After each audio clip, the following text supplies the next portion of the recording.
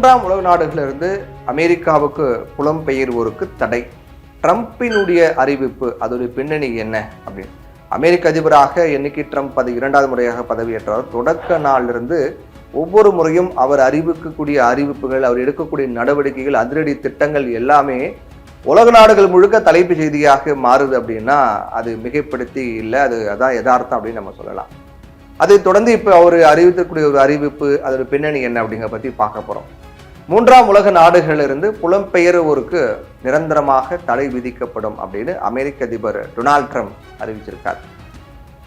ஏன் அப்படின்னா, அமெரிக்க தலைநகர் வாஷிங்டன்ல இருக்கக்கூடிய வெள்ளை மாளிகை பக்கத்தில் இருக்கக்கூடிய ஒரு மெட்ரோ நிலையத்தில் ஆப்கானிஸ்தான் இளைஞர் 2 நாட்களுக்கு முன்னாடி நடத்திய துப்பாக்கி சூட்டில் ஒரு வீரர் இறந்தார், இன்னொரு வீரர் காயமடைந்தார். அதுக்கு பிறகு இந்த சம்பவத்தில் ஈடுபட்டதாக தாக்குதல் நடத்தியவர் மிகப்பெரிய ஒரு விலையை கொடுக்க வேண்டி இருக்கும் அப்படின்னு அமெரிக்க அதிபர் ட்ரம்ப் கடுமையாக கோபப்பட்டார், எச்சரிக்கை விடுத்து. அது மட்டும் இல்லாம ஆப்கானிஸ்தான் குடிமக்களுடைய விசா பரிசீலனையும் அமெரிக்கா உடனடியாக நிறுத்தினாங்க. ஆப்கானிஸ்தான்ல இருந்து வரக்கூடிய யாருக்கும் கொஞ்சம் வெயிட் பண்ணுங்க அப்படின்னு ஒரு உத்தரவு போடப்பட்டது. இப்ப தாக்குதல் நடத்திய இளைஞர் கடந்த ஜோ பைடன் ஆட்சியில 2021ஆம் ஆண்டுல ஒரு சரியான பரிசோதனை இல்லாம அமெரிக்காவுக்குள் நுழைந்தவர் அப்படின்னு ட்ரம்ப் குற்றம் சாட்டார். உடனடியாக கடந்த ஆட்சியை குற்றம் சாட்ட தொடங்கினார். கடந்த ஆட்சி ஜோ பைடன் ஆட்சியில ஒரு சட்டவிரோதமாக உள்ள பூந்திருக்காரு, சரியா பரிசோதிக்காம உள்ள விட்டுட்டாங்க, அதோட விளைவு தான் இது அப்படின்னு நடந்த சம்பவத்தை கடந்த ஆட்சியின் மேல பழிய போட்டாரு. இதனால என்ன பண்றாரு அவர், இதோட நிக்கல. இந்த சம்பவம் நடந்திருக்கு, கடுமையான கண்டனம் தெரிவிக்கிறாரு. உடனடியாக 2வது வேளை கடந்த ஆட்சி மீது பழிய போடுறாரு. 3வது வேளை அவர் எடுத்ததுதான் இன்னைக்கு பேச்சு பொருளாக மாறி இருக்கு. மூன்றாவதாக இந்த விவகாரத்தில் அவர் எடுத்த நடவடிக்கை என்ன அப்படின்னா, அமெரிக்காவுக்கு மூன்றாம் உலக நாடுகளிலிருந்து புலம்பெயர்ந்து வருவோருக்கு நிரந்தரமாக தடை விதிக்க அமெரிக்க அரசு முடிவு பண்ணியிருக்கிறதாக அமெரிக்க அதிபர் ட்ரம்ப் சொல்லியிருக்காரு. இதை பற்றி அவர் போட்டிருக்கூடிய அந்த பதிவு, அவருடைய அந்த அறிவிப்புல என்ன போட்டிருக்காரு அப்படின்னா, கடந்த ஆட்சியில, அதாவது ஜோ பைடன் நிர்வாகம் லட்சக்கணக்கான மக்களை அமெரிக்காவுக்குள்ள அனுமதித்ததை நான் திரும்ப பெற இருக்கேன் அப்படின்னு சொல்றாரு. அமெரிக்காவுக்கு பயன்படாதோரும், அமெரிக்காவை நேசிக்க முடியாத அனைவரும் வெளியேற்றப்படுவார்கள். அமெரிக்காவுக்கு அவங்களால எந்த பயனும் இல்லை, வெளியேற்றப்படுவார்கள். அமெரிக்கர்கள் அல்லாதோருக்கு கிடைத்து வரக்கூடிய அரசு சலுகைகளை நான் நிறுத்த போறேன், அவங்களுக்கு எந்த ஆஃபரும் கிடையாது, கவர்மெண்ட்ல இருந்து வரக்கூடிய எந்த சலுகையும் அவங்களுக்கு கிடையாது. மூன்றாம் உலக நாடுகள் அப்படின்னு அழைக்கப்படக்கூடிய நாடுகளிலிருந்து அமெரிக்காவுக்கு புலம்பெயர விரும்புவோருக்கு நிரந்தர தடை விதிக்கப்படும்.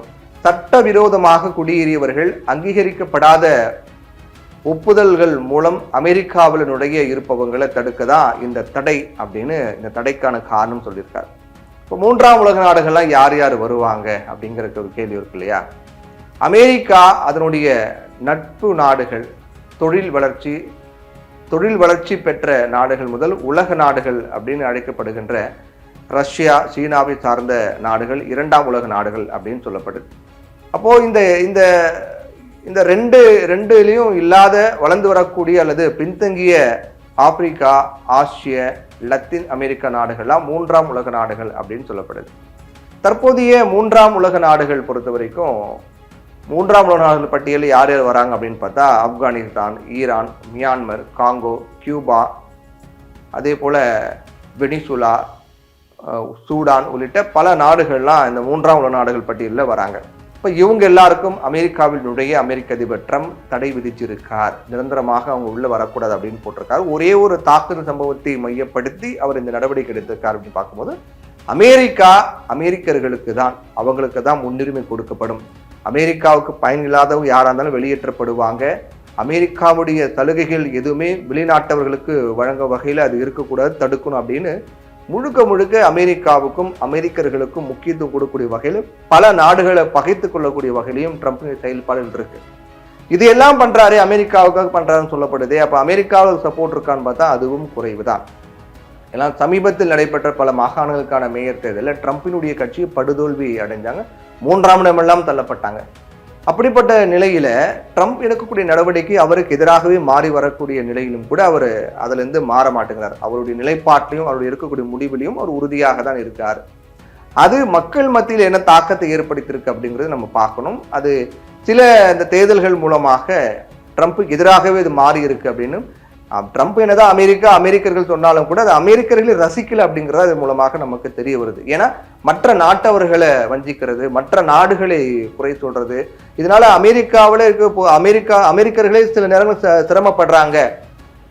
பல பேர் வேலையை விட்டு தூக்குறாரு. அப்போ அமெரிக்காவுக்கு பல நிறுவனங்கள்லாம் உடனே அந்த அளவுக்கு ஆட்கள் கிடைக்காம சிரமப்படுறாங்க.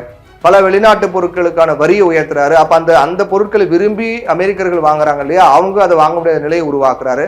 இப்படி அமெரிக்கான்னு சொல்லி அமெரிக்காவுக்கு அமெரிக்கர்களுக்கு சில நெருக்கடி கொடுத்துட்டு இருக்காரு அப்படிங்கிறதா இதன் மூலமாக இருக்கு.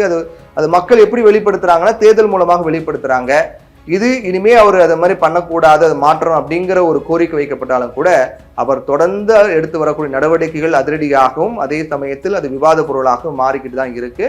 அது என்னென்ன தாக்கங்களை ஏற்படுத்த போகுது அப்படிங்கிறதையும் நம்ம பொறுத்திருந்தா பார்க்கணும்.